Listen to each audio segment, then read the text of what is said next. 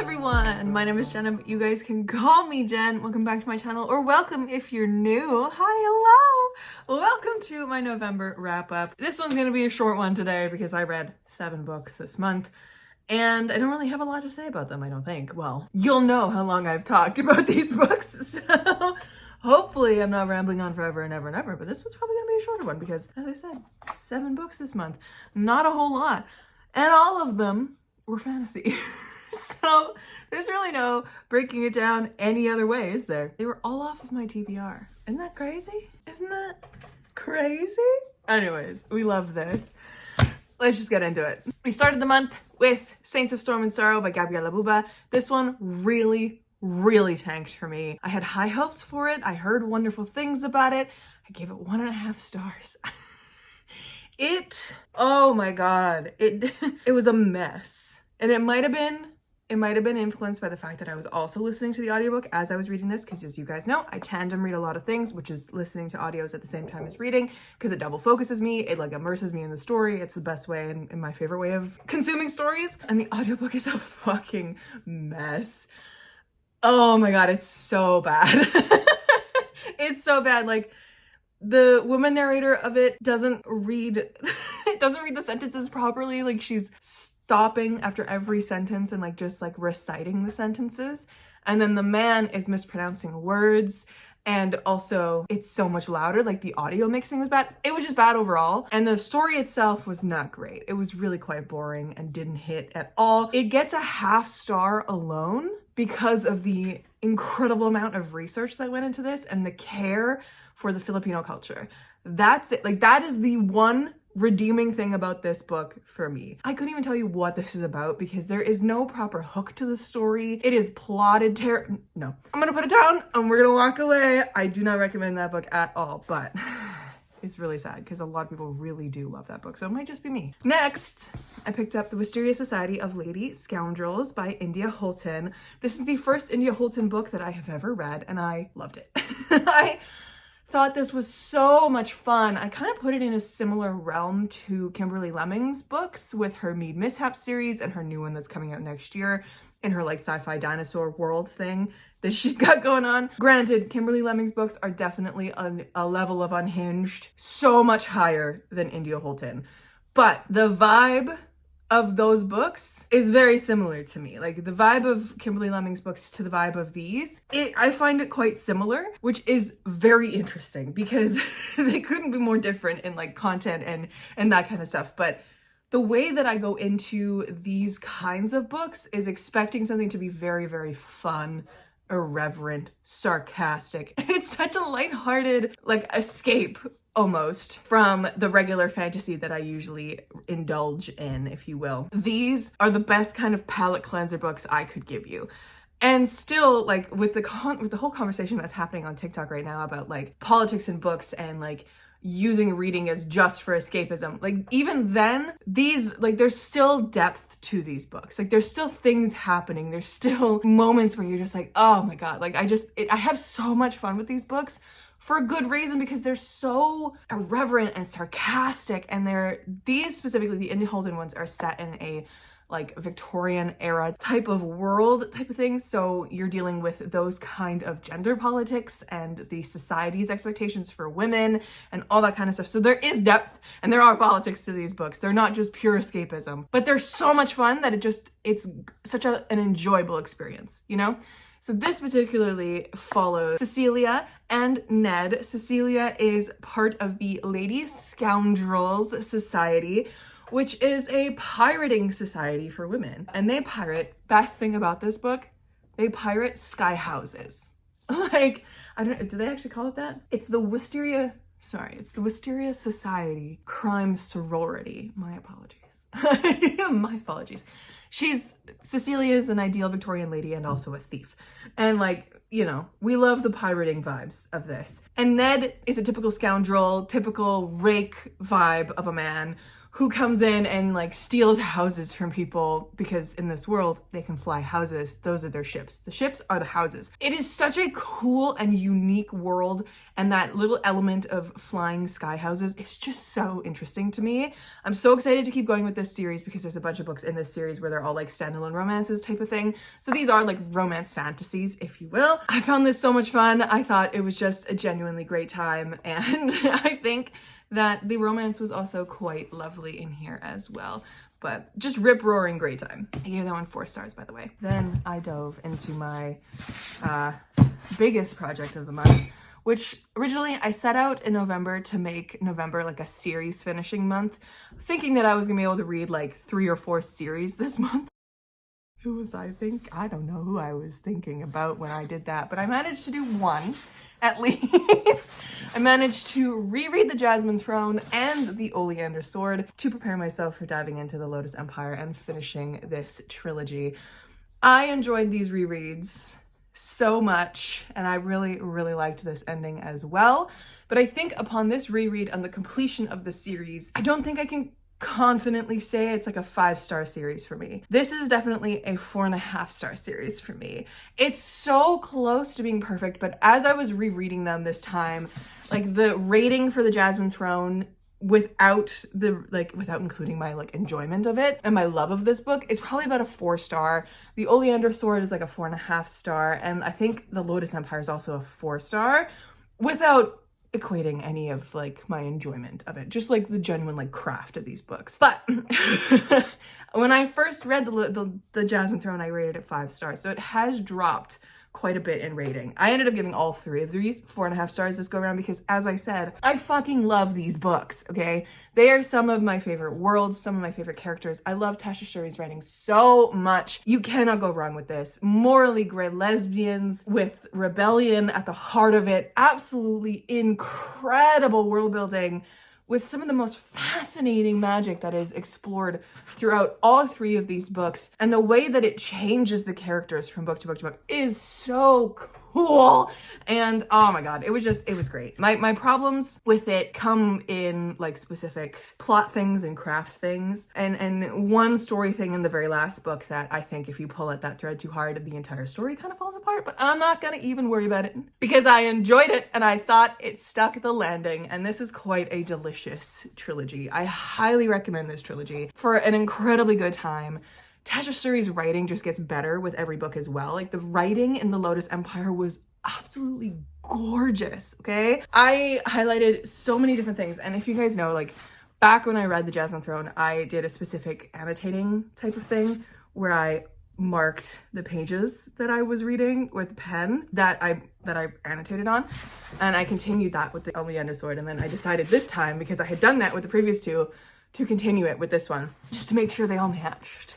I do that. I've done that with the previous books as well. Like I've done it with Jade City and Jade War and stuff like that. But I think this is what I did instead of tabbing because I was like, using this amount of tabs, you know how much money I would be spending? Because like look at the Oleander Sword. It's basically got sprayed edges at this point. But this is my way of annotating.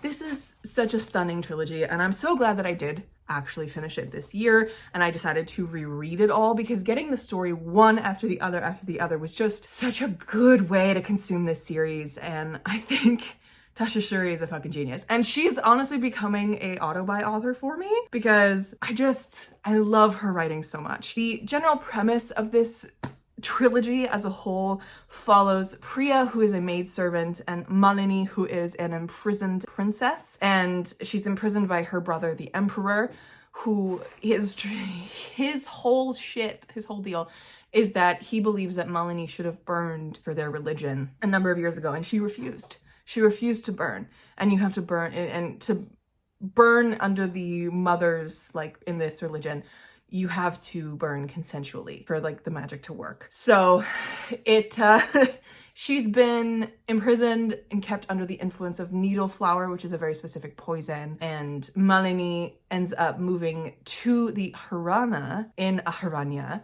where Priya is, and Priya becomes her maidservant through some different things, and they start to create a relationship together and all this kind of stuff.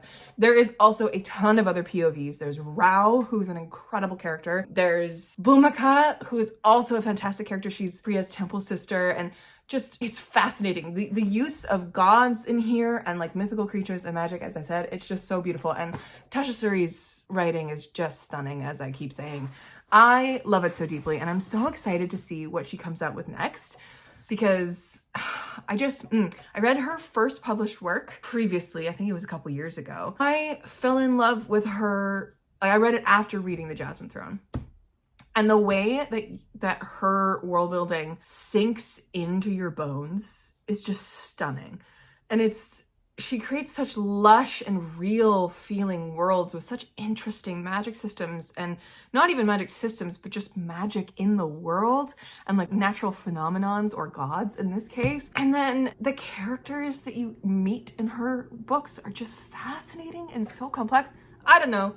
I highly recommend these. This is definitely the highlight of the month. It's definitely the highlight of the month. After that, I then read The Hacienda by Isabel Cañas, which was such a fantastic read, my guys. This one also gets 4.5 stars. There's a lot of 4.5 stars this month. There's like 4 of them right back to back to back to back. Great time. No 5 stars though. This was so fabulous, okay? I have read Isabel Cañas' The Vampires of El Norte, which I think is her newest one. I think The Hacienda came first and then The Vampires of El Norte. I read that one previously this year and it was so good. That one captured me with the relationship of our two main characters and the really interesting situation that they were in, but it was mainly the relationship between the two characters that captured me. This one, what captured me was the atmosphere and the spooky sentient house. Oh, I love it so much. This book made me feel the way that I wanted Rebecca by Daphne du Maurier to make me feel. Like, this is what I want from a gothic book every time. The atmosphere was spot on. It just made me feel so creeped out in the best way. Like, I remember reading the first 75 pages one night and just being like on the edge of my seat, like, oh, like we're not easing into this at all. We are getting thrown into the deep end with the spook, and I love it. So highly recommend this. Oh my god. But yeah, the reading experience of this one and The Vampires of El Norte were completely different for me because, as I said, The Vampires of El Norte, what really got me in that one was the relationship. And then this one, what really got me was the spook house. Completely different vibes. I think Isabel Cañas did an absolutely amazing job with both books. I highly recommend them both. Oh, this was just genuinely so wonderful. And it's great for spooky season, and I'm glad I read it in November because November just kind of gave the right vibe for a gothic book. So this follows our main character, Beatriz, who has this really interesting backstory with like her father being executed for like political reasons and all this kind of stuff. But she and her mother were at this like at a family connections house and basically being treated like servants while they were there. So she, at the very first opportunity that she gets, takes this rich man's proposal, this wedding proposal, and she runs with it because she's just like, this is my ticket to freedom. This is my ticket to getting my mom out. And she specifically, like, he offers to let her live either in this beautiful ancient like house mansion type of situation that's out of the city, or she can live in the city with him, kind of a thing. And she decides to go to the mansion because she's like, this is gonna be my mom and I's like new start where I'm gonna get the garden all beautiful and it's gonna be wonderful. It's gonna be this beautiful escape. When she gets there, she finds out immediately that like no one actually lives in the house. Her husband's sister lives on the property, but she lives with the servants. She does not live in the house. And it becomes very apparent very quickly that she's scared of the house, the sister. The husband, not scared of the house at all. He's totally fine in the house. But he goes on vacation. He goes on like business trips a lot. He goes on trips a lot. This is also a historical novel, so this is like, you know, back in the day, real far back in the day. So our Beatriz is there and she starts getting, I don't even want to say haunted, but like she starts experiencing things in this house to the point of where she's like, she doesn't think she's going crazy because she gets her first few experiences justified or realized by other people who have experienced them at the same time as her. Like, she knows that they're not fake, but something is happening in this house. Oh, I don't even know what else to explain because she ends up getting this priest involved, Pastor Andres, who's another POV in here. And Pastor Andres is more than he seems as well. And it's just this fascinating unveiling of the spookiness in here. My one critique is that it honestly was too much spook right off the top. We should have leaned into it a little bit slower and made it build throughout because it was honestly just so much right away and it just stayed. And that kind of made the spookiness by the end of the book kind of peter out a little bit for me because I was used to it by then. If it had like slowly brought up, it would have been a bigger impact in my personal opinion. But I still give it 4.5 stars. Like, this was so good. And then finally, we ended up the month with The Truth of the Aleke by Moses Ose Utomi, which is the sequel to The Lies of the Ajungo, which is another little novella. This is just over 100 pages at 103 pages. And I did the same thing that I did with The Lies of the Ajungo, where I read this just with my eyes. I didn't listen to the audiobook because I wanted to let myself sit in these novellas and just experience it the way that my eyes would let me, and like really sink into it, take my time with it, you know, because if I had listened to the audiobook for these, I would have been done them in half an hour or less. This wasn't as good as the first one, in my opinion. I think it was still well written. I think it was a very interesting concept, but I was confused as fuck the entire time. I even had to go look at reviews after, and I still don't understand. I don't understand the point of this book because there was so much lying and like not miscommunication, but misguiding our main character. And our main character was so, there's a author's note at the back of this where Moses Ose Utomi says, basically like, OC is the product of such a world. He spoke about being a child of 9/11 and, you know, growing up in that. OC is the main character of this one. Tutu is the main character of the previous one. And he goes on to say, in many ways, I believe Tutu is who I wish myself to be, someone who is searching for the truth and when they find it, responds with power and action. OC, however, is who I fear myself to be, someone who is searching for the truth so fervently that he can be easily manipulated by anyone who purports to have it. And that is definitely a good explanation of this book because, holy fuck.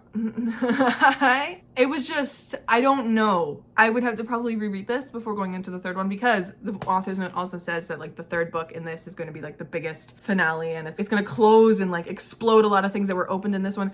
I don't know, but so The Lies of the Ajungo is the very first one and it is set 500 years before this one.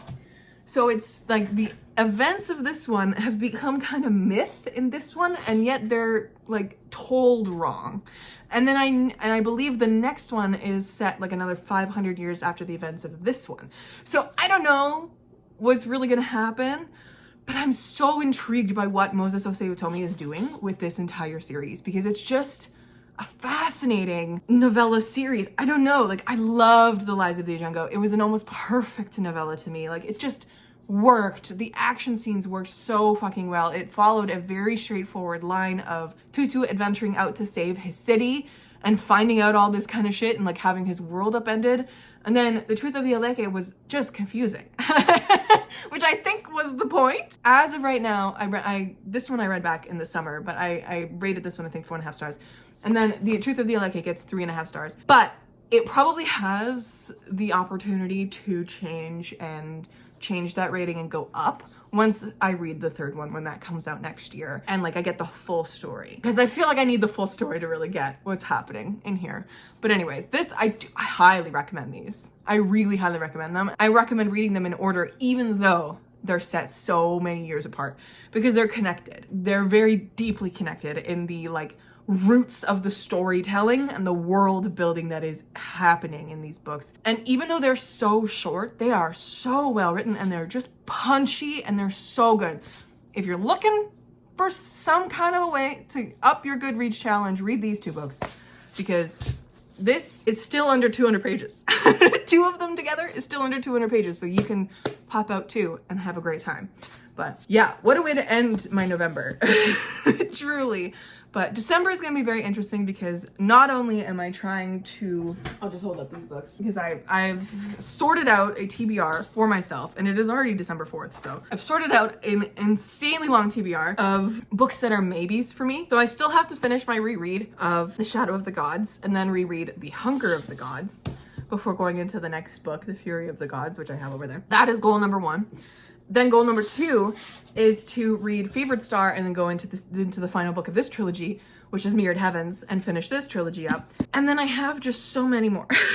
I'm going to be buddy reading The Principle of Moments with Ali. She just started it and I'm going to have to start it this week once I'm done The Shadow of the Gods because there is no audiobook for it available anywhere for me to get. I looked online, it's not even available in the UK, which is kind of baffling to me because I know like it doesn't have a publishing contract here in the North America. It has a publishing contract in the UK, but there's no audiobook for it in the UK. The audiobook is available in Australia, and that's it. I'm very confused, but I don't have access to it. So I need to read it with my eyeballs. I also really want to get to a couple cozy books. I have The Teller of Small Fortunes on my list, which I'm so excited to read. I have Half a Soul by Olivia Atwater. I have Love at First Glance as well, which is an indie book.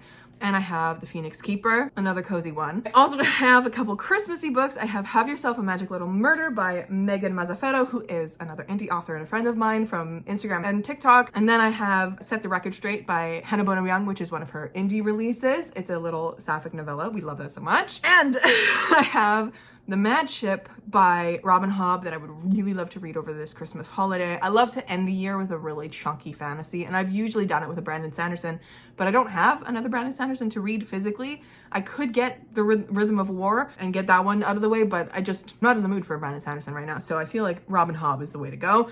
And I also have Dragon Rider on my list, but I've narrowed it down to 10 before the end because there's that whole thing going around on TikTok. The 10 that I want to read before the end, we have The Prince of Little Moments, The Teller. I'm gonna get the books. Hold on. I've already talked about a lot of these books in my winter TBR, but because it's already fucking December, I felt the need to narrow it down a little bit because I haven't been able to read more than 10 books a month in a while. So narrowing it down hopefully will help. Okay.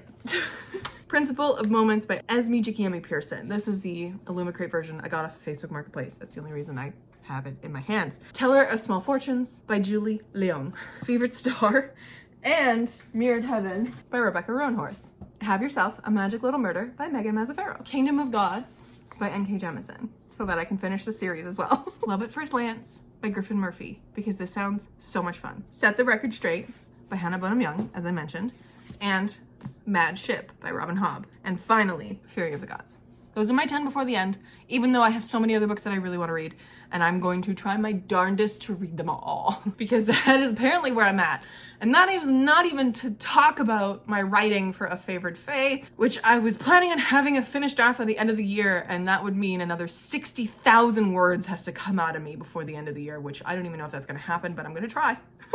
I'm going to try and finish this draft before the end of the year so that I can get it off my plate in January. But I have a lot of reading planned, a lot of writing planned. December's gonna be great. But anyways, my friends, that was my November wrap up and kind of a little bit of a sneak peek. Oh, I'm currently reading this one, which is Darkness Calls Softly by Cassie McDonald. And I just picked this one up from the bookstore the other day, House of Frank by Kay Sinclair, which is another cozy fantasy. So I got lots to read, my friends, as is always, but hopefully it's good reading no matter what. Thank you so much for watching, and let me know down below what your favorite read of November was and what you were planning to read, #1 book that you want to read before the end of the year. If you don't have one, I will give you one, and it's my book called Merry and Bright by Jen Collington.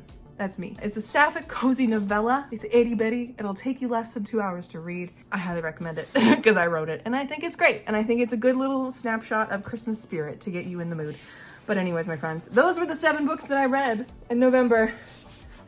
I'll catch you in another video very soon. Stay on the pile. Stay kind and keep on reading.